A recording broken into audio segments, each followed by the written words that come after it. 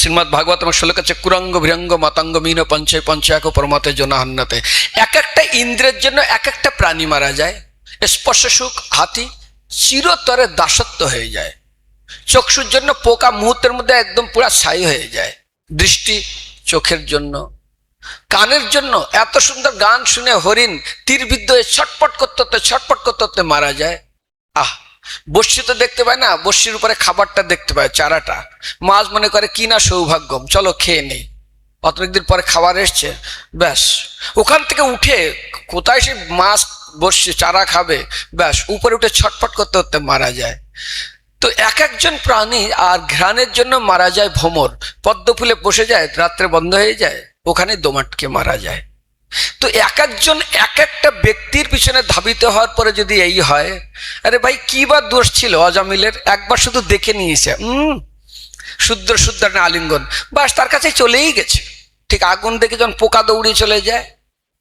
কুবেরের পুত্ররা এমন বিবেক হারিয়ে ফেলেছে, সাধু দেখেও সম্মান করতে পারলো না, এখন যেটা মাঠা ঘাটে সব জায়গায় দেখতে পাওয়া যায়।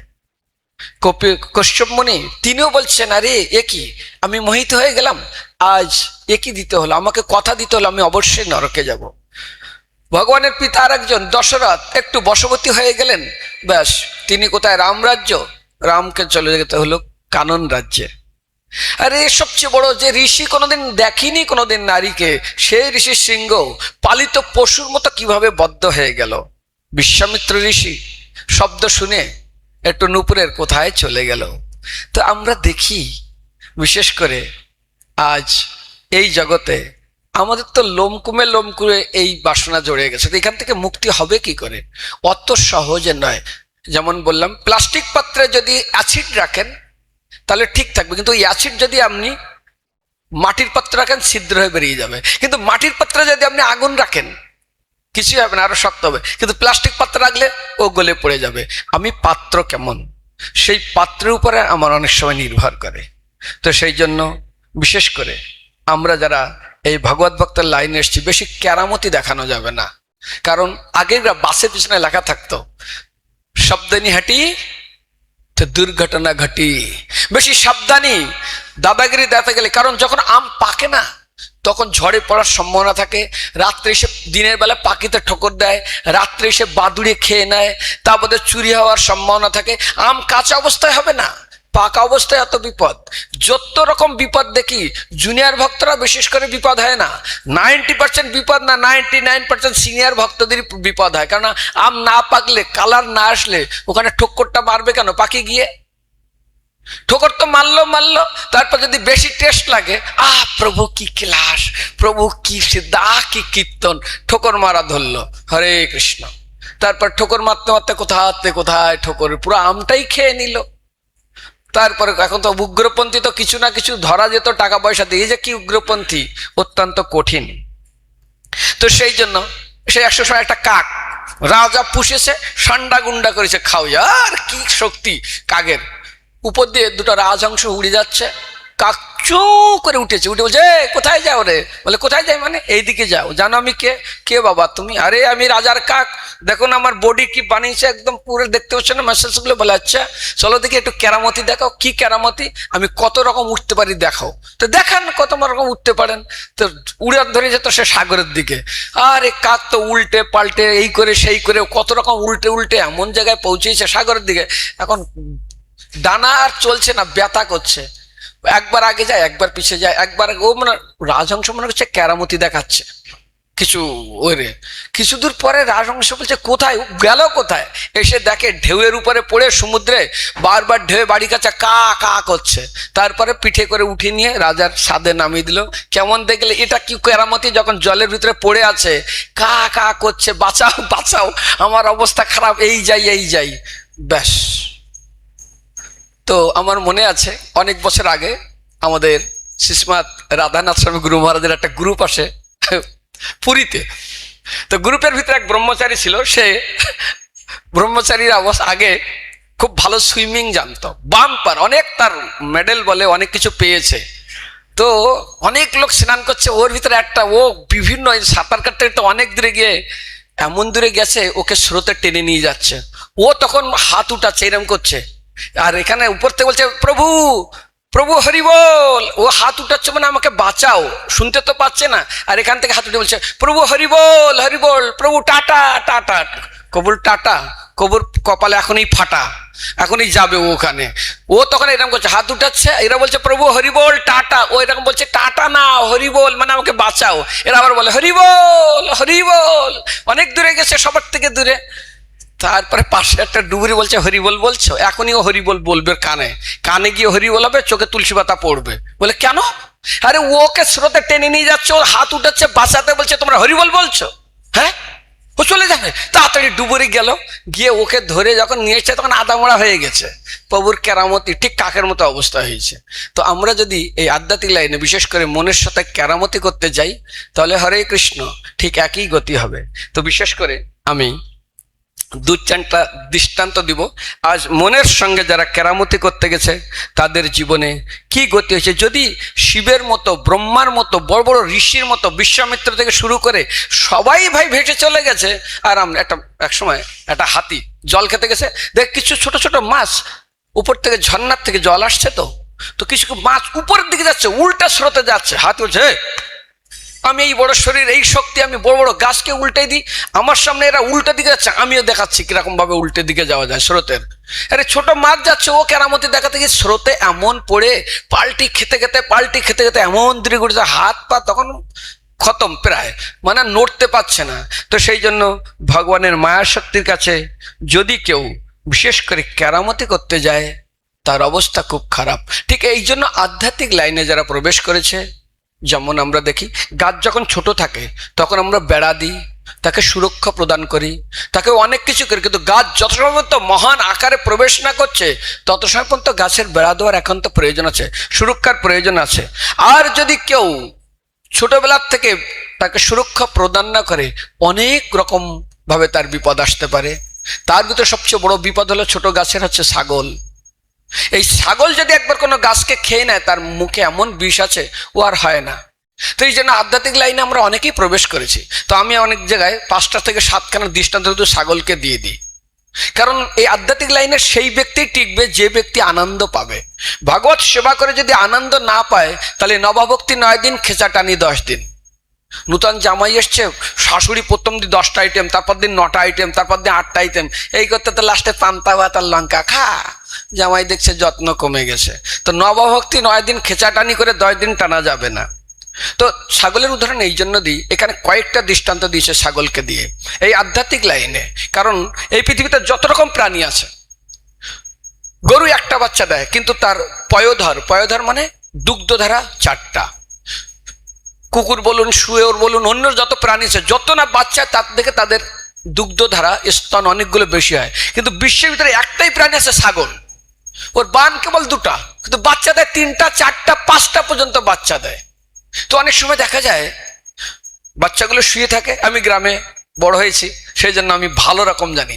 আর ছাগলটা খেয়ে এইসব যেই শব্দ করে, বাচ্চাগুলো তাড়াতাড়ি শব্দ করে মা মা করতে করতে গিয়ে লাগে। এখন বিশেষ করে 3টা বাচ্চা তো স্বাভাবিকভাবেই হয়, 2টা বাচ্চা গিয়ে দৌড়ে গিয়ে স্তনে লেগে যায়, আর একটা বাচ্চা মুখ ওখানে ধরে রাখে। 2টা যেটা খায় চক চক চক শব্দ হয়, লেজটা কুরকুর কুরকুর করে নাড়ে, আহা কি নাড়ছে। আরেকটা বাচ্চা বলে আরে সবাই দেখছে, যদি আমি লেজ নাড়ি না মনে করবে আমি দুধ পাইনি, ও এরকম লেজ নাড়ে। কিন্তু কি হয় অনেক সময় 2টো যারা খাচ্ছে এর ভিতরে 2টা বাচ্চা খুব ঠান্ডা গুন্ডা হয়, একটা বাচ্চা ও ধীরে ধীরে পাতলা হয়, দুগলা হয় এবং ও ঘাস খাওয়া শেখে। কারণ ও 2টো বাচ্চা গিয়ে লেগে যায়, এক পায় না, ওর আর তখন আর লেজ আর বেশি দিন নড়ে না। দুধ না পেলে কোথার থেকে লেজ নাড়বে, লোক দেখানোর জন্য আর কতদিন বা লেজ নাড়াবে। ঠিক তদ্রূপ, তো লেজ নড়ছে না, তারপর দুগলা পাতলা হয়েছে। তো আধ্যাত্মিক লাইনে প্রবেশ করার পরে যদি আমরা আনন্দ না পাই, তাহলে কিন্তু হরে কৃষ্ণ বেশি দিন লেজ আর নড়বে না, মন ঠিক টেনে নিয়ে চলে যাবে। তো এই জন্য আজ ছাগলকে যেমন শাসন করার জন্য মনের সঙ্গে একটা দৃষ্টান্ত দিয়েছেন। এই পৃথিবীতে ছাগল একটা প্রাণী, যত খাওয়াবেন আবার ওর সামনে ঘাস রাখবেন, ও বেচারি আবার খাবে। তো একসময় একটা রাজা একজন ব্যক্তির কাছে, জমিদারের কাছে একটা ছাগল নিয়ে গেছেন একজন ব্যক্তি। মহারাজ, আমার এই ছাগলকে যে পেট ভরে খাওয়াতে পারবে না, তাকে আমার সমস্ত সম্পত্তি অর্ধেক দিব। তখন ওখানে অনেকে বলছে এ ছাগলকে পেট ভরে খাওয়াতে আর কি লাগবে, বলছে আমাকে দাও। নিয়ে গেল, ছাগলকে পেট ভরে খাওয়িয়ে নিয়ে এসছে, পরীক্ষা আগামী সপ্তাহে। রাজা দেখছে ছাগলের পেট ট্যাম ট্যাম হয়ে আছে, মানে খেয়ে একদম দুম হয়ে আছে। এইবার লোকটা জমিদার বলছে, এই পরীক্ষা নাও। বলে স্যার পরীক্ষা নেবো? সঙ্গে সঙ্গে পকেট থেকে কিছু সবুজ ঘাস বের করে, একদম দুর্বল, আমরা যেমন খেতে দেয় না, খাওয়ার সময় শুক্তা থাকে, ইয়ে থাকে, কিন্তু পকোড়াটা সবাই আগে উঠিয়ে নেয়। পকোড়া যে চপ থাকে না, চপ পকোড়া, ওটা আগে একটা কামড়, শুক্তা আগে কামড় দেবে না। আর আমরা যখন ছোট ছিলাম পায়েসটা কখন আসবে, তো উদাহরণ ঠিক তদ্রূপ। তো যেই সবুজ ঘাস ছাগলের সামনে রেখেছে, ছাগল মুখ দিয়েছে। আরে যদি পেট ভরলো তাহলে কেন খাবে? 4-5জন ফেল হয়ে গেল। একজন বলছে আমাকে দিন। বলে তোমাকে দিব? বলে হ্যাঁ। নিয়ে গেছে ছাগল, ও খাওয়ায়নি, আধা পেটা খাওয়াইছে, নিয়ে এসছে। বলছে স্যার পরীক্ষা নিন। তখন লোক হাসছে, বলছে তুই পাগল নাকি? বলে কেন? আরে হাতি তলিয়ে যাচ্ছে আর মশা ওখানে, তার পাটা লম্বা, খুব মশার পা লম্বা হয়, ও জলে দিয়ে বলছে হাতি তলিয়ে যাচ্ছে, দেখি আমি পা দিয়ে দেখি কত জল। হাতি যায় তলিয়ে আর মশা ঠ্যাং দিয়ে বলছে আমার কত জল দেখি। আরে সবাই ফেল করলে, হাদা পেটা পেট ভরেনি, আর বেচারি তুমি পরীক্ষা নিতে এসছো। বলে পরীক্ষা তো নিন। সঙ্গে সঙ্গে পকেট থেকে সবুজ ঘাস বের করে মালিক দিয়েছে, মুখটা ঘুরিয়ে নিয়েছে। আবার মালিক দেয়, আবার মুখটা ঘুরিয়ে নেয়। সবাই বলে কি করে সম্ভব? এ তো পেট খালি, খা। খাই না। আরে খা তো, মুখ ঘুরিয়ে নেয়। কারণ এ কি করেছে, ওই ছাগলটা খাওয়ানোর পরে, একটা নির্দিষ্ট খাবার পাওয়ানোর পরে ঘাস রাখে, আর যেই খেতে আসে একদম একটা মুখে বাড়ি মারে, আবার যেই খেতে আসে আবার মুখে বাড়ি মারে, আবার যেই খেতে আসে আবার মুখে বাড়ি মারে। যখন এমন ট্রেনিং দিয়েছে যে ভাই ঘাস দিলেই মুখ ঘুরিয়ে নেবে, এইবারে কি করছে, তবু বিশ্বাস নেই মুখ দিতে পারে। ও ঘাসটা দিয়েছে, আর ওই লোকটা যে আছে না, হাতটা এরকম করে, কিরকম করে, চুলকে নিল, মানে হাতটা একটু উঁচু করে, সবাই বুঝতে পারে না, এরকম চুলকাই নিল, মানে হাত এইরকম করে, মানে মনে করছে ছাগল কি মনে করছে যে লাঠি উঠেছে, লাঠি নেই, হাতটা নাড়ালেই মানে বুঝতে পারে। যেমন সুন্দর টাকা গরু, যেন যাদের, আমি গোশালায় বড় হয়েছি, ইস্কনে আমি 50% জীবন গোশালায় কাটাইছি গরু পেলে পেলে। তো আমার মনে আছে, যখন একটা ঘরে আগুন লাগলে, যে গোশালায় আগুন লাগে, আগে তো বিচলির ঘর থাকতো, বিল্ডিং টিল্ডিং না, তো আগুন দেখে গরুরা ভয় পায়। কোন গরু? যে ঘরে আগুন লেগেছিল এবং গরু কিছু দগ্ধ হয়েছিল, ওই সময় আকাশ অনেক সময় লাল মেঘ হয়, ওই লাল মেঘ দেখে ওই গরুগুলো পালিয়ে দৌড়াতে থাকে এবং গোশালার দিকে আসতে থাকে। ঠিক সেরকম এই লাঠি, হাতটা শুধু এরকম করে, ও বলছে মারবে, সবাই বলছে অসম্ভব, এর পেট খালি, এ কেন মুখ দিচ্ছে না? আরে মুখ দিবে না, তোকে ট্রেনিং দেওয়া হয়েছে, পিটানো হচ্ছে। ঠিক যতদিন পর্যন্ত আপনি সাধুগুরু বৈষ্ণবের অনুশাসনে না থাকবেন, যেই মাত্র আপনি সাধুগুরু বৈষ্ণবের অনুশাসনে চলে যাবেন, সেই মাত্র আপনার জীবন শেষ। ঠিক ভক্তিচারু গুরুমহারাজ একটা দৃষ্টান্ত দিয়েছেন, তিনি বোম্বে প্রভুপাদের সঙ্গে হাঁটছেন, তো দেখে কিছু কুকুরের মালিক আছে, আর মালিকের সঙ্গে যে কুকুর আছে তার গলায় বেল্ট আছে, আর একটা হাত কোথায় আছে, মালিকের হাতে আছে দড়ির বেল্টের, আর একটা হাতে লাঠি আছে। এই লাঠিটা অন্য কুকুরের বিপদ থেকে রক্ষা করার জন্য, আর বেল্ট আর দড়িটা কার জন্য? এই কুকুরকে রক্ষা করার জন্য, যেন আমার থেকে ছাড়িয়ে না যায়। হাজারো কুকুর চিল্লাচ্ছে। তো গুরু মহারাজ বলছেন, আমি আগে ঠিক এই স্ট্রিট ডগ, মানে রাস্তার কুকুরের মতো ছিলাম। প্রভুপাদ আমাকে তার চরণে রেখে দিয়েছেন, বেল্ট দিয়ে রেখেছেন, তার চরণে আছে। এখন আর আমি স্ট্রিট ডগ না। স্ট্রিট ডগ গুলো কে মারলো, কে পাথর মারলো, কে কি মারলো, কেউ কিছু বল, মানে বিপদ অনিবার্য। কিন্তু যে পোষা কুকুর, ওর সিদ্ধান্তটা কি, কোনো অন্যায়ও যদি করে তাহলে কুকুরকে কিছু বলা যাবে না, মালিককে ধরতে হবে। তো এই আধ্যাত্মিক লাইনে যারা প্রবেশ করে, তারা যদি অনুশাসন থেকে দূরে চলে যায়, সেদিন মনে রাখবে ওর জীবন সমাপ্ত হয়ে গেল। ঠিক এখন যেমন অধিক মাস, এই অধিক মাসে কি হচ্ছে, খুব দুঃখে তিনি আত্মহত্যা করতে গেছেন। বিষ্ণু বলছে আমাকে মেরে, আমি আত্মহত্যা করতে চাই। কৃষ্ণের কাছে বলছে আমি বলে কেন? বলে না, আমি অসুচি মাস, আমি মল মাস। ভগবান বলছে ঠিক আছে, আমি তোমাকে সবকিছু দিয়ে দিচ্ছি। যেমন একটা অনাথ বাচ্চা রাস্তায় ভিক্ষা করে, ট্রেনে ভিক্ষা করে, থাকার জায়গা নেই, কোনো খাওয়ার ব্যবস্থা নেই, কোনো একজন ব্যক্তি যদি তাকে গিয়ে পোষ্যপুত্র হিসাবে নেয়, ধনী ব্যক্তি, তার ঠিক যেমন অভাব থাকে না, ঠিক তদ্রূপ। তো আধ্যাত্মিক লাইনে এর উপরেই আজ বিশেষ করে যারা এই ভগবত ভক্তি লাইনে এসছে, মন কখন একটা জিনিস ভালোভাবে মনে রাখতে হবে, একদম স্পষ্টভাবে, মায়া কোনোদিন খারাপ রাস্তায় আসে না। আমি খুব সম্ভব 91 এর দিকে হবে, আমি আসামে প্রচারে গেছি। তো আসামে প্রচারে যাওয়ার পরে আমার বুকে বন্দুক ধরিয়ে মানে টানছে ধীরে ধীরে, মানে উড়িয়ে দেবে। তাড়াতাড়ি বেঁচে গেলাম সেখানে। তারপর আমাকে উগ্রপন্থীরা আটকে দিয়েছে, সে সব নিয়ে নিছে, বইটাই সব। বইটই নিয়ে টাকা পয়সা নিয়ে ঘাট ধরে বের করে দেওয়ার মতন। যাই হোক, সেখানে আরেকজন কোনো ভগবান কাউকে না পাঠায়। তো উগ্রপন্থীরা কিভাবে আসতো আসামে, অনেক আগে আমরা দেখতাম ওরা পুরা ফৌজ অর্থাৎ আর্মির ড্রেস পরে আসতো, সুন্দর আর্মির ড্রেস পরে আসবে, আর্মির গাড়ি নিয়ে আসবে, দাঁড় করবে, ঢক ঢক ঢক ঢক ঢক ঢক ঢক করে ওখানে যত স্থানীয় পাবলিক আছে সবাইকে মেরে দিয়ে চলে যাবে। সাধারণ লোক মনে করতো এখানকার আর্মি, ওরা একটা আর্মি না, ওরা উগ্রপন্থী। ঠিক আজ পর্যন্ত মায়া যাদের কাছে আসছে, মনকে যারা বশীভূত করেছে, তারা সবাই ভালো রাস্তায় এসছে, খারাপ রাস্তায় কোনোদিন মায়া আসে না। যদি খারাপ রাস্তা উগ্রপন্থী, যদি উগ্রপন্থীর ড্রেসে আসতো তাহলে লোক অ্যালার্ট হয়ে যেত, লোক সতর্ক হয়ে যেত। কিন্তু যে রাস্তা খুব খারাপ সেখানে আমরা খুব জোরে গাড়ি চালাই না, আর যে রাস্তা একদম পুরা 180 150 করে চললো। তো আজ আমরা যারা আধ্যাত্মিক লাইনে এসছি, যারা এই ভগবত ভক্তি করছেন, যারা ভগবানী বাণী প্রচার করছেন, ভাই আমাদের কাছে আরো অত্যে খতরনাক মায়া আছে, সে হলো প্রতিষ্ঠা। আর প্রতিষ্ঠা এমন একটা জায়গায় পৌঁছে দেবে যে তোমাকে চির নরকে নিয়ে চলে যাবে। গৃহস্থরা তারা বাড়িতে থেকে তারা দৈন্য অর্জন করে, আর আমরা অহংকার অর্জন করি। কিসের নিয়ে? কনক কামিনী, তার উপর প্রতিষ্ঠা। একজন সাধু ছিলেন, তার দুইজন শিষ্য, একজন মন্দির ম্যানেজমেন্ট করে, এই করে সেই করে, লেবার চালায়, ওটা করে সেটা করে, আরেকজন খুব সাধন ভজন করে, প্রত্যেকটা একাদশী নির্জলা করে, 64 মালা জপ করে, ব্রত খুব ভালো ক্লাস দেয়, অপূর্ব সুন্দর, তার নম্র ভদ্র তিতিক শোভা কারণিক সুবিধে সর্বদা এই নাম অজর সত্য শান্ত সাধু সাধু ভূষণ, যত রকম সব গুণ আছে। কিন্তু গুরুদেব এখন বৃদ্ধ হয়ে গেছে, চিন্তা করছে কাকে দিব আমি এই আমার আচার্যের পদ, মন্দিরের দায়িত্ব। তো গুরুদেব একবার মিটিং করে, যেই মন্দির চালায়, লেবার চালায়, ঝগড়া করে, এইগুলো করে, বাবা তুই আমার এই পদ সামনে, আজ থেকে তুই এখনকার আচার্য, তুই এখানে গুরুদেব।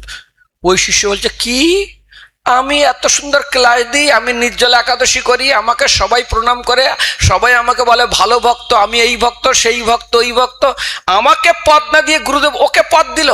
গুরুদেব অন্যায় বিচার করেছে, এর বিচার আমি করব। গুরুদেব অন্যায় করেছে, ওর খাওয়া ঘুম সব ছুটে গেছে, কি করব, ওর ভিতর আগুন জ্বলছে। ব্যাস, গুরুদেব ঘুমিয়েছে, সারাদিন খুব ব্যস্ত ছিল। ওই রাত্রে যেই রাত্রে ওকে তাকে আচার্য পদ না দিয়ে, গুরুর পদ না দিয়ে ওকে দিয়েছে, ওই সারাদিন ব্যস্ত ছিল, এই ছিল। গুরুদেব গিয়ে ওই জপ করতে তো ওইভাবেই ঘুমিয়ে গেছে। আর যেদিকে মাথা দেয় সেদিকে পাটা চলে গেছে, আর যেদিকে পাটা দেয় সেদিকে মাথা আছে। সেই ঈশ্বর বেরিয়েছে বড় একটা কাটারি, বলছেন দা, গাছ কাটে যেগুলো, এরকম বড় দা নিয়ে বেরিয়েছে। গুরুদেব অন্যায় বিচার করেছে, এই বিচার আর সহ্য হয় না বলে নিয়ে গুরুদেব ঘুমাচ্ছিল, অন্ধকার রাত্রে মশানে মেরেছে কোপ। তো ভাগ্য বলে সেদিন গলা ছিল না, জপ করতে তো ঘুমিয়ে গেছে, তো পাটা ছিল, পা একদম গুরুদেবের পা আউট। হ্যাঁ, গুরুদেব উঠে লাইট জ্বালিয়ে, ব্যাপার, আরে তোর হাতে? গুরুদেব এ কি করে হতে পারে, এই বিচার কেন আপনি করলেন, আমি এত কিছু করি। গুরুদেব বলছে, রে বাবা শোন, তুই সাধন ভজন করে, নিষ্ঠা সহকারে, রুচি সহকারে, শ্রদ্ধা সহকারে, কারণ যেসব অন্তর্গত পাপম ভজনং পুণ্যকর্ম তে দ্বন্দ্বমোহ নির্মুক্ত ভজন্তে মাং অন্যান্য ভাগ, যাদের ভিতরে যেমন কোনো সোনায় যদি কোনো খাত থাকে, যত বড় স্বর্ণকার হোক না কোনো গয়নায় পরিণত করবে না। ঠিক আমাদের ভিতরে যত খাত থাকবে তত সময় যেমন আমরা ভগবত ধামে যেতে পারবো না। অঙ্কের যদি কোথাও ভুল থাকে, ওই ভুল অঙ্কে যেমন কেউ উত্তর মিলাতে পারবে না, ঠিক সেরকমই সেই ভুল অঙ্কে নিয়ম হলো আমাকে শোধন করতে হয়। তো গুরুদেব বলছে, বাবা তোর এই সাধন ভজন, তোর নিষ্ঠা, তোর রুচি দেখে আমি বললাম এই মঠ মন্দির চালানো আর এই গুরুর পদ গ্রহণ করে তুই ঝামেলায় না গিয়ে তুই ভগবানের কাছে এইবারই চলে যা, এই জন্য তোকে আমি পদ দেয়নি। আর তুই আমার পা কেটে দিলি, যে আমি পদ দিল না কেন? মনে রাখতে হবে, খুব ইম্পর্টেন্ট কথা, যদি একবার মন খারাপ হয় তার কয়েক জন্ম লাগে ভগবানের কাছে যেতে। যদি একবার শরীর খারাপ হয়, 2 বার খারাপ হয়, 50 বার খারাপ হয়, ডাক্তার কাছে যাবে, সুস্থ হবে, ঠিক হবে, কিন্তু মন খারাপ হলে আর ফেরানো যাবে না। ঠিক জড় ভরত, মহারাজ ভরত, তার শরীরে অষ্টসাত্ত্বিক বিকার আসে, তিনি একদম ভগবানের অষ্টসাত্ত্বিক বিকারে ভগবানের সমস্ত শুদ্ধ ভক্তি তিনি অর্জন করেছেন। ব্যাস, হরিণ শিশুর ভিতরে একবার মন চলে গেছে বেচারি, মরার পরে তো হরিণ শিশু হলো, তারপরে যাই হলো, এই করে তার 3টা 4টা জন্ম লেগে গেল। শরীর খারাপ হওয়ার পরে আমাদের খুব সহজে চিকিৎসা করে 2-4 দিনে ঠিক হতে পারে, কিন্তু মন খারাপ হলে কয়েকটা জন্মকে নষ্ট করে দেয়। আর আমরা যদি সেই মনের ভক্ত হই তাহলে হরে কৃষ্ণ, বেশি দিন আর কি নাড়বে না, লেজ আর নড়বে না। তা লেজ না নড়ার হলে কি হবে না, ঠিক যেমন একসময় এক সাধু, ও বেচারি খুব শুদ্ধ ভক্ত, নিষ্ঠা সহকারে ভজনা করে।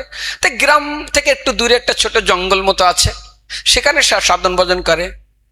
তো গ্রামের লোক বলছে আমাদের এখানে একটা সাধু থাকে, সামান্য ভিক্ষা করে, এই আমাদের না একদিন যাওয়া উচিত, ওকে একটু সম্মান করা উচিত, ওর আশীর্বাদ নেওয়া উচিত, একটু একটু পূজা পাঠ করা উচিত, এইগুলো করা উচিত। তো গ্রামের লোক একটা ঠিক করে বলে, আরে আমরা শুনেছি গুরু পূর্ণিমা আছে, চলো ওই দিনই আমরা করি।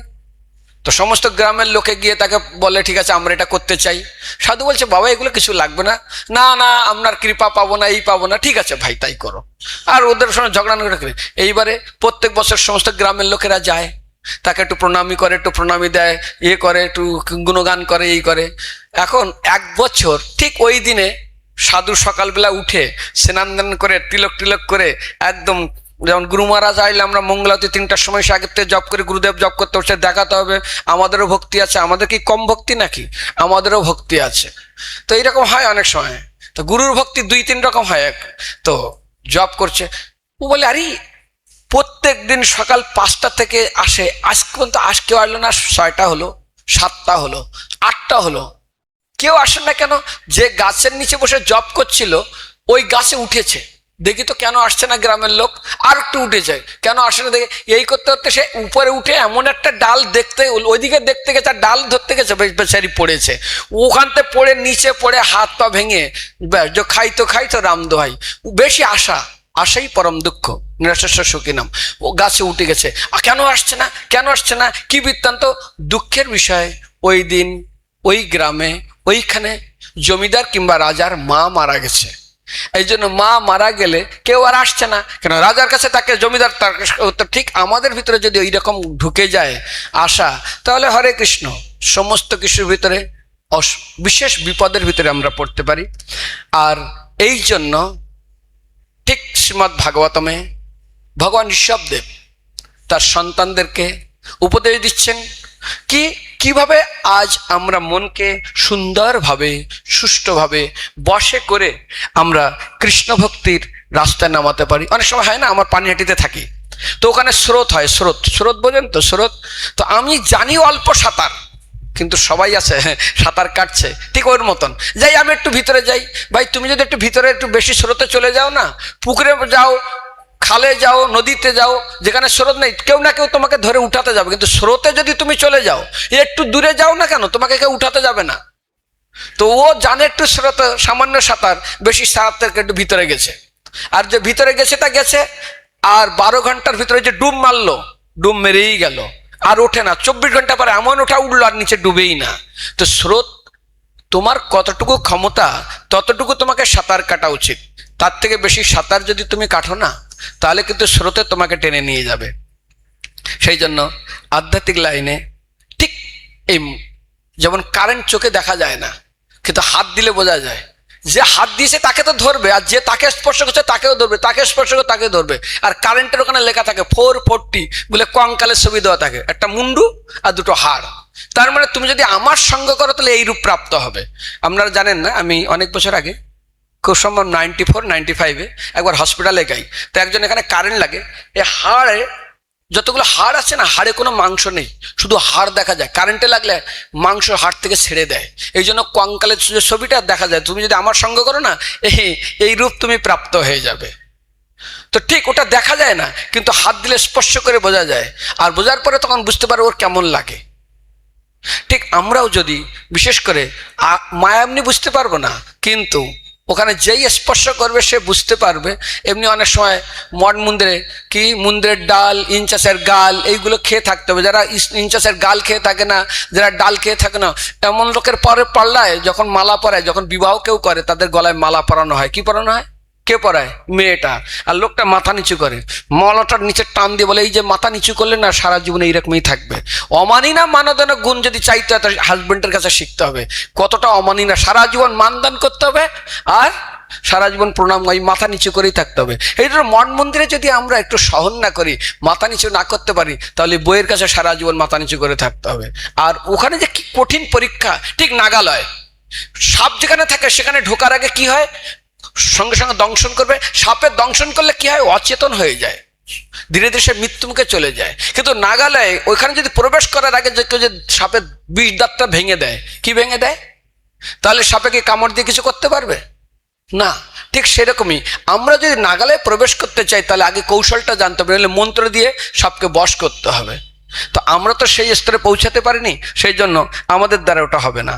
তো এই আধ্যাত্মিক লাইনে যারা প্রবেশ করেছে তাদের জন্য বিশেষ করে একটা দৃষ্টান্ত হলো, একসময় একটা গোবরের পোকা, ও যাচ্ছে উড়ে, নিচে দিয়ে একটা ভ্রমর আসছে, ভ্রমর আস্তে আস্তে দেখে, আরে আমার মতো দেখতে, আমার মতো চেহারা, সম্পূর্ণ কালো, কোথায় যায় দেখি তো আমার বন্ধু নাকি, ধপ করে গোবরে বসে গেছে। আর যেই গোবরে বসে গেছে এত দুর্গন্ধ, সে গোবরে গেল কোথায়, লোকটা হুড় হুড় করে কোথায় যাচ্ছে, নিচের দিকে, কোথায় গোবরে ঢুকে যাচ্ছে। তাড়াতাড়ি কাপড়টা ধরে টান দিয়ে উঠেছে, উঠো, তুমি কে রে ভাই? আরে আমি কে, তুমি কে? আমি তো ভ্রমর। কোথায় থাকো? পদ্মপুকুরে। কি করো? আরে পদ্মপুকুরে আমি মধু গ্রহণ করি আর পদ্মের ঘ্রাণ গ্রহণ করি। এই পচা জায়গায় তুমি কি করো? এটা অমৃত, গোবরের রস, আহা হা, গন্ধে আমার হৃদয় ভরে, গন্ধ, দুর্গন্ধ বস্তু, এখন গন্ধ। তো চলো দেখি তুমি কোথায় থাকো। ঘাড়ে করে নিয়ে এসে পদ্মফুলের উপর নামিয়ে দিয়েছে। আহা, কেমন গন্ধ, গোবরের গন্ধ। হই, গোবরের গন্ধ থাকবে পদ্ম ফুলে, আরেকটা এবার এখানে কেমন গোবরের গন্ধ। তারপরটা নাম কিসের গন্ধ? গোবরের গন্ধ। গোবরের গন্ধ কেন হয় দেখি, নাকটা দেখি, নাকের ভিতর দেখে সমস্ত গোবর ভরে আছে। কি ভরে আছে? স্প্রে করে গোবর আগে বের করেছে, এরপরে আহা কি গন্ধ। তো নাকে যদি গোবরের ঢুকে থাকে, যতই পদ্ম ফুলের বসে আর যতই মধুর স্বাদ নেই, টেস্ট পাবো না। ঠিক সাধুর সঙ্গে, সাধুদের সাথে যদি হরিভজন না করে যদি অন্য কোনো মন্তব্য থাকে, তাহলে কিন্তু এই লাইনে থাকলেও লেজও বেশি দিন নড়বে না, আর গন্ধ গোবরের পদ্ম ফুলের পাওয়া যাবে না। কিসের গন্ধ পাওয়া যাবে? তো কি কি জিনিস অনেক সময় এই আধ্যাত্মিক লাইনে আমাদের অনেক সময় মন কিভাবে দেয়, কোথায় বিপদে ফেলে। সেই জন্য অনেক সময় শাস্ত্র পড়ে এগুলো হবে না। এখন কেউ যদি শাস্ত্র পড়ে যদি এখানে মাদুরির উপরে সাঁতার কাটা ধরে, শিখে গেছে সম্পূর্ণ শাস্ত্র, মানে সাঁতার কি করতে হবে, এইবার ওকে যদি পুকুরে নামিয়ে দেওয়া হয়, কাট এখানে সাঁতার, ও আর উপরের দিকে সাঁতার কাটবে না। কোন দিকে কাটবে? কোন দিকে? ওর নিচের দিকে সাঁতার কাটবে। তো অনেক সময় শাস্ত্র জ্ঞান, এই জ্ঞান সেই জ্ঞানে বেশি কাজ করবে না। উপলব্ধিটা অত্যন্ত প্রয়োজন আছে। এই জন্য আধ্যাত্মিক লাইনে যারা প্রবেশ করেছে তাদের কয়েকটা অনুশাসনের দরকার আছে। আর যদি অনুশাসন না রাখতে পারে তাহলে সে 100% বিপদে পড়বে, ঠিক স্ট্রিট ডগ আর পেট ডগের মতন। এই জন্য এই মনকে জয় করার জন্য সবসময়ের জন্য ভক্তি সিদ্ধান্ত প্রভুপাদ সুন্দর সুন্দর কাহানি বলেছেন, তার উপরে মনশিক্ষার উপর অনেক সুন্দর দৃষ্টান্ত আছে। আর তার উপরে সবচেয়ে বেস্ট শিক্ষা দিয়েছেন আমাদের ঋষভদেব তার সন্তানদেরকে। কেমন? আমি দৃষ্টান্ত দেখবেন, ওখানে তিনি বলছেন, কোনো শিকারী যখন কোনো শিকারকে ধরে, শিকার মানে বোঝেন, জাল পেতে দিয়েছে, হরিণ ফেসে যায়, আমি দেখেছি এরকম ফাঁসি দেওয়া থাকে। যখন কোনো প্রাণী ওর ভিতর দিয়ে যাবে, সে শুয়োর হোক কিংবা হরিণ হোক, যেই যাক, ও খস করে আটকে যায়। যেই দেখছে শিকারী আরে ও আটকে গিয়ে এরকম উপরে ঝুলতে থাকে, মাটিতে না, ঝুলতে থাকে, তখন শিকারী গিয়ে কি করে, আরে আরে শিকার আটকে গেছে, ব্যাস আর পালাতে পারবে না। না না, আগে যায়, ওই যে বন্ধনে আটকে গেছে ওই বন্ধন খোলে না, তার আগে আরো অনেকগুলো বন্ধন দেয়। অনেকগুলো বন্ধন দেওয়ার পরে তারপরে যখন বিশ্বাস আসে, হ্যাঁ এখন আর এ খুলবে না, খুলে দিলেও পালাতে পারবে না, তারপরে গিয়ে সেই বন্ধন যেটা আটকেছিল প্রথম, ওটাই সে খোলে। একেটা বলছিলাম, বানর থাকে জঙ্গলে, তাকে আপনি যদি পোষ মানাতে চান, তো বানরকে পোষ মানানো যাবে? বানরকে পোষ মানানো যাবে? ও থাকে জঙ্গলে, চঞ্চল প্রাণী, ওকে পোষ মানাতে গেলে অত সহজ না, খাঁচার ভিতর রাখতে হবে। যেই মাত্র সুযোগ পাবে ও ফুট করে দৌড় মারবে, মানে ও পালিয়ে যাবে, বানরকে ধরতে পারবে না। একটা জঙ্গলে বানর পোষ মানান না। পাখি পোষ মানানো যায় না, যেই সুযোগ পায় পালিয়ে যায়। হ্যাঁ, একটা সময় আসে, না উঠতে উঠতে এক সময় তার ওড়ার ক্ষমতা সম্পূর্ণ হারিয়ে যায়, তখন আর পালায় না। ঠিক তদ্রূপ বানরকে যেমন পোষ মানানো খুব কঠিন, যেমন আছে না, বানর ধরে কি করে, ব্যাস একটা কাঁচের পাত্রের ভিতরে কিছু ছোলা দিয়ে দেয়, মুখটা খুব ছোট থাকে, হাতটা ঢুকিয়ে দেয়, দিয়ে এই রকম করে ছোলাটা নিয়ে টানে, আর যেই টানে মুখটা কি বলে এটাকে, মুঠোটা আটকে যায়। এইবারও খুব চিল্লায়, লাপালাপি করে, আমার হাত আটকে গেছে, আমার হাত আটকে গেছে, আমার হাত আটকে গেছে, লাপালাপি, চিল্লা চিল্লি, এমনকি হাতও ভেঙে দেয়, কিন্তু ওই চানা ছাড়ে না। আরে ও চানা তোমাকে ওইটা ধরেছে নাকি? ছোট মুখ দিয়ে হাত ঢুকিয়ে দিয়ে চানা ধরে নিয়েছে, এইবার হাত আটকে গেছে। তো আধ্যাত্মিক লাইনে এরকমই, আমরা যারা মনকে বাস করতে চাই, ভাই মন থেকে কনক কামিনী লাভ পূজা আশা চাই, আমার চিত্ত আরো প্রতিষ্ঠা আসা, এইগুলো চাইবার বলছে আমার ভক্তি হচ্ছে না। চানা ছাড়ো দেখি ভক্তি হয় কি হয় না। চানা ছাড়বে না, আমার হাত আটকে দিয়েছে, এখানেই অনেক সময় আটকে যায়। তো সেই জন্য বিশেষ করে আমাদের একটা খুব সুন্দর শ্লোক দেখাইছে, যারা শিষ্য হয়, যারা মঠ মন্দির আছে, তাদের জন্য কিছু 4টা গুণ বিশেষ দরকার। একটা হলো, প্রথম গুণ দরকার, ঠিক নারদ মুনিকে যখন তার মা মারা যায় এবং তার মা তখন জীবিত ছিল, ওই ঋষিরা তাদের বাড়িতে চতুর্মাস্য করার জন্য এসছে। নারদ মুনিকে খুব ভালোবাসতো, কিন্তু তার প্রথম গুণ ছিল চঞ্চলতার অভাব। দ্বিতীয়ত, যদি কোনো ব্যক্তির ভিতরে চঞ্চলতা থাকে না, ও ভগবত ভক্তিতে টেকবে না। আরে কোনো পাত্র যদি চঞ্চল থাকে, কিছু রাখলে থাকবে নাকি, পড়ে যাবে। চঞ্চল পাত্র, জল যদি কম্পন হয়, মুখ দেখুন দেখি, কম্পনযুক্ত জলে মুখ দেখা যাবে না। ঠিক পাত্র যদি চঞ্চল থাকে, কোনো কিছু রাখা যাবে না। গুরুদেব বলছে, খুব চঞ্চল শিষ্য বলছে, গুরুদেব আমার ভক্তি হচ্ছে না, শ্রদ্ধা হচ্ছে না। বলছে, এই নে একটা একটা দুধের বাটি দিলাম, এই দুধের বাটিটা তুই একটা মন্দির পরিক্রমা করে আসতো, 1 ফোঁটা দুধ যেন না পড়ে। ঠিক বলে, হ্যাঁ গুরুদেব ঠিক আছে। তখন দুধের বাটি নিয়ে গেছে, 1 ফোঁটা যেন না পড়ে, দেখছে আর হাঁটছে, পরিক্রমা করছে। বলছে, তোর পাশকে বলো তো কয়জন লোক গেল তোর সাইড দিয়ে? দেখিনি গুরুদেব। আচ্ছা, তোর পাশ দিয়ে কয়জন গেল? দেখিনি গুরুদেব। বলতো ওখানে কে বসেছিল? কিছু, শুধু দুধের পাত্র দেখেছে। তারপরে ও তখন দেখেন ওর মনটা কোথায় রেখে দিয়েছে। কিন্তু দীপশিখা যদি বাতাস হলেই ওর দোদুল্যমান মানে নড়তে থাকবে। তো ভাই, চঞ্চল পাত্র রাখবেন কি করে? এই জন্য যারা আধ্যাত্মিক লাইনে এসছে, প্রথম তাদের চঞ্চলতার উপর। চঞ্চলতা শুরু হয় কোথা থেকে? মন থেকে। দ্বিতীয়ত হয় জিতেন্দ্রিয়, এই শ্লোকে বর্ণনা করা হয়েছে। তৃতীয় হয় অনুবর্তী। আরে যেমন আমাদের এখানে ইটের শ্বাস, কোনো কিছু তৈরি করতে হলে শ্বাস তৈরি করে, এই যেমন এটা আছে না শ্বাস, তো ইটের শ্বাসে যা দিবেন সেই রকম রূপ আসবে। যদি বিড়ালের শ্বাস থাকে, বিড়াল চলে আসবে। তো আমাদের পূর্বতন আচার্যরা যেভাবে আমাকে তৈরি করার চেষ্টা করছেন, সেইভাবে তৈরি হতে হবে। নইলে আপনি নিজের মতো শ্বাসে যা দেবেন তাই তৈরি হবে। যদি কুকুরের শ্বাসে কুকুর, তাহলে কুকুর বেরিয়ে আসবে, মাটিতে কি বাইর হবে? আমরা মিষ্টি দেখে না, মিষ্টি তৈরি করে শ্বাসের ভিতর দিয়ে চাপ দেয়। ঠিক তার কিভাবে জিতেন্দ্র একটা অনুবর্তী, তাদের পদাঙ্ক অনুসরণ করতে হবে। আর পদাঙ্ক অনুবর্তী সেটা হওয়ার পরে আরেকটা মহান গুণ, অল্পভাষিতা। অল্পভাষিতা একটা মহান গুণ, এটা অত্যন্ত প্রয়োজন। এই জন্য বাচবেগটা প্রথমে বলা হয়েছে। আর কি বলছে? দ্বিতীয়টা কি বলছে? চঞ্চলতার অভাব, জিতেন্দ্রিয় আর অনুবর্তী। এই 4টা গুণ যদি আমাদের ভিতরে থাকে, তাহলে অবশ্যই আমরা অনেকটা আধ্যাত্মিক লাইনে যেতে পারবো, নইলে আমরা যেতে পারবো না। যাক, ভাগবতমের ঋষভদেবের যদিও আমাদের মনের উপরে অনেকগুলো সিদ্ধান্ত দেওয়া হয়েছে, ভাগবতমে আজ আমরা জিজ্ঞাসা, প্রথম ঋষভদেব বলছেন, মহারাজ পরীক্ষিত সুখদেব গোস্বামী জিজ্ঞাসা করলেন, হে ভগবান, যাদের হৃদয় সম্পূর্ণ নির্মল, ভক্তিযোগ অনুশীলনের প্রভাবে তারা জ্ঞান লাভ করেছেন এবং সকাম কর্মের প্রতি তাদের কোনো আসক্তি নেই, সম্পূর্ণ তাদের হৃদয়ের সমস্ত সকাম প্রতি আসক্তি দগ্ধ হয়েছে, ভস্মিত হয়েছে, তখন তাদের কাছে যোগ আপনা থেকে উপস্থিত হলেও তাদের কাছে কেন ক্লেশদায়ক হয় না? তাহলে ঋষভদেব কেন সেগুলোকে অঙ্গীকার নিলেন না?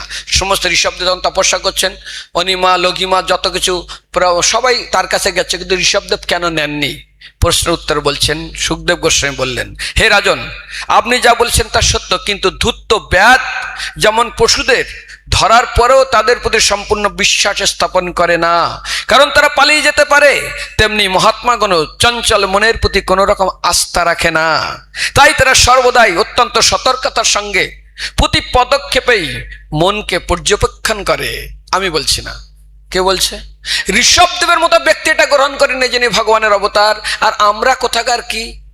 দ্বিতীয় শ্লোকে বলছেন, এই মনকে কেন্দ্র করে শিকারী, যেমন ধূর্ত শিকারী মানে চালুরাম, সে জানে পালাতে পারবে না, তবুও বিশ্বাস স্থাপন করে না। দ্বিতীয়ত ঋষভদেব বলছেন, শুনো, পণ্ডিতরা বলে মন স্বভাবতই চঞ্চল, তাই তার সঙ্গে বন্ধুত্ব স্থাপন করা কখনো উচিত নয়। মনের প্রতি পূর্ণ বিশ্বাস স্থাপন করলে যে কোনো মুহূর্তে তা আমাদেরকে প্রতারণা করতে পারে। দেবাদিদেব মহাদেব এবং ভগবানের মহিন মূর্তি দেখে বিচলিত হয়েছিলেন এবং সৌরভমণি যোগসিদ্ধ অতি উন্নত অবস্থায় যাওয়ার পরেও অধপতিত হয়েছিলেন। আমার না, এখানে ঋষভদেব বলছেন 3 নম্বর শ্লোকে। এরপরে প্রভুপাদ অনেকগুলো সুন্দর তাৎপর্য দিয়েছেন। অসতী স্ত্রী যেমন সহজে উপপতির সঙ্গ লাভের জন্য নিজের স্বামীর প্রাণ বিনাশ করতে পারে। খারাপ না? যে কোনো মুহূর্তে আমরা যখন দামোদর ব্রত পাঠ করি, দীপদানুষ এর মাহাত্ম্য পালন করি, তখন দেখব কলিপ্রিয় কলাহ তিনি কিভাবে তার স্বামীকে হত্যা করেছিলেন। সেই জন্য অসতী স্ত্রী যেমন যেমন আমাদের শুনতে খারাপ লাগবে, অসতী স্ত্রী মানে নিজের স্বামী আছে, উপপতি, সারাদিন কাজ করবে বাড়িতে, স্বামীর সঙ্গে থাকবে, শুধু চিন্তা করবে কখন একটু কথা বলবো, কখন একটু দেখা করবো, কখন, সারাদিন উপপতির চিন্তা করবে, থাকবে বাড়িতে। ঠিক সেরকম আমাদের মন সবসময় বিষয়ের প্রতি ধাবিত হবে। যেমন তেমনি যোগী যদি তার মনকে সংযত না রাখেন, তাহলে তার মন কাম, ক্রোধ, লোভ ইত্যাদি শত্রুদের প্রশ্রয় দিয়ে নিশ্চিতভাবে সেই যোগীকে হত্যা করবেই। কে হত্যা করবে? এই আমাদের এইগুলো কাম, ক্রোধ, লোভ। ঠিক অসতী স্ত্রী যেমন তার স্বামীকে হত্যা করে। 5 নম্বর শ্লোকে বলছেন, সময় হয়ে গেছে, মন হচ্ছে কাম, ক্রোধ, মদ, লোভ, শোক, মোহ এবং ভয়ের মূল কারণ। এইসব একত্রে কর্মবন্ধনের সৃষ্টি করে। অতএব কোনো বুদ্ধিমান ব্যক্তি এই মনকে কখনোই বিশ্বাস করবেন না, করবেও না। এই জন্য ভগবদ গীতা কৃষ্ণ অত্যন্ত একদম সুদৃঢ় ভাবে বলে দিছে, না, কোনোদিন তার সঙ্গে বন্ধুত্ব স্থাপন করা যাবে না। যে কোনো মুহূর্তে আমাদেরকে বিপদের, মহান যোগী থেকে যোগী হোক না কেন, যদি কোনো ব্যক্তি বলে এই বিশ্বের সবচেয়ে বড় সাঁতারু, একদম একের পর এক মেডেল, নোবেল প্রাইজ, এই প্রাইজ, গিনিস বুকে নাম এসছে, এর থেকে শ্রেষ্ঠ সাঁতারি কেউ নেই, কিন্তু ওই ব্যক্তি যদি সমুদ্রে লাফিয়ে বলে আমি সমুদ্র সাঁতার কেটে পার হয়ে দেখাবো, 100% মরবে। ও আর দেখাতে হবে না, ও যে দেখা সে দেখে নেবে, যমরাজ ঠিক দেখে নেবে। আছে না লিখিত চিত্রগুপ্ত জাল আল্লাহটা অক্ষর মালিকা চিত্রগুপ্ত, চিত্র মানে ফটো, গুপ্ত মানে গোপন ভাবে ফটো উঠায়, ও অবশ্যই মরবে। তো সেই জন্য যেমন যতই সুদক্ষ সাঁতার হোক না কেন সমুদ্র পার হতে পারবে না। ঠিক মৃত্যুর আগের মুহূর্ত পর্যন্ত মনকে যেই বিশ্বাস করেছে সেই বিপদে পড়ে গেছে মুহূর্তের মধ্যে। তার উপরে অনেক সুন্দর সুন্দর কয়েকটা সাধু তাদের জীবনের উপলব্ধি আমি পড়ছিলাম, তারা মনকে এর থেকে মুক্ত হওয়ার শেষ মুহূর্তে মৃত্যু মুখে চলে যাচ্ছে, সেইখানে বলছে, এবং পরীক্ষা এসেছিল, বলছে না, ভগবানের মায়া শক্তি অত্যন্ত বলবান। এই জন্য শ্রীমদ্ ভাগবতমে আমরা যদি পড়েন, এটা খুব জানা উচিত, বিশেষ করে ভাগবতমে 3 স্কন্ধে কপিল দেব তার মাকে বলেছিলেন, দৃষ্টা স্ত্রিয়ম দেব মায়াম তদ্ভাবই অজিত ইন্দ্রই প্রলোভিত পতন্তি অন্ধে তপস্বী অগ্নৈ পতন্ত বধ। পোকা যেমন আগুন দেখে অটোমেটিক দৌড়াতে থাকে এবং ঝাঁপিয়ে পড়ে মুহূর্তের মধ্যে সমাপ্ত হয়ে যায়, পুড়ে ছাই হয়ে যায়, ঠিক সেরকমই আমরা কি আর আছি। এখান থেকে ব্রহ্মা থেকে শুরু করে সবার দৃষ্টান্ত দিয়ে বলেছিলেন, তৎসৃষ্ট সৃষ্ট সৃষ্ট সুকানু অখণ্ডিত ধূপমান ঋষিম নারায়ণমৃতে জ্যোৎসিত মায়াইবস মায়াবী। এই বিশ্বে একমাত্র মনকে জয় করে মায়ের হাত থেকে রক্ষা হয়েছে একজন, তার নাম হলো ঋষি নারায়ণ, আর কেউ এখান থেকে পারেনি। সেই জন্য বলম্মে পশ্য মায়া স্ত্রী মায়া যায় নদীশম বা করতে পদাক্রান্তন ভূমি বিজ্জমনকে বলম। তো পৃথিবীতে বড় বড় রাজা মহারাজা হয়েছেন, তারা সারা জগৎকে কন্ট্রোল করেছেন, কিন্তু তাকে আরেকজন কন্ট্রোল করে মনের দ্বারা সে বশীভূত হয়ে। হরে কৃষ্ণ কৃষ্ণ কৃষ্ণ হরে হরে, হরে রাম। ধন্যবাদ ভক্তদেরকে, এত একটা মহান স্থান রাধা গোবিন্দের সামনে, জগন্নাথ বলদেব সুভদ্রার সামনে আমাকে এই সুযোগ দান করেছেন। আমি আপনাদের চরণে 1000 কোটি দণ্ডবত প্রণাম করি। এখন প্রশ্ন উত্তর হবে না, কেন টাইম হয়ে গেছে, আর আমি ওর যোগ্যতাও নেই। কারণ 2 লিটার পাত্রে 10 লিটার জল তো নেওয়া যাবে না, যাবে কি, সে ব্যাঙের মতো হাওয়া দিয়ে তো ফুটে বড় হয়ে যাবে। তো হাতির সামনে ব্যাঙ সে মোটা হচ্ছিল না, ফুটে গেল। তো আমার ওইরকম ক্ষমতা নেই আপনাদের প্রশ্ন উত্তর দেওয়ার, এই জন্য আমাকে ক্ষমা করবেন। যদি কিছু অবাঞ্ছিত এবং দুঃখদায়ী কথা বলি আমাকে ক্ষমা করবেন। জগৎ গুরু শিল প্রভুপাদ কি, রাধা গোবিন্দ দেব কি, শ্রীমান মহাপ্রভু কি, জগন্নাথ বলদেব সুভদ্রা মহারানী কি, নিতাই গৌর প্রেমানন্দে।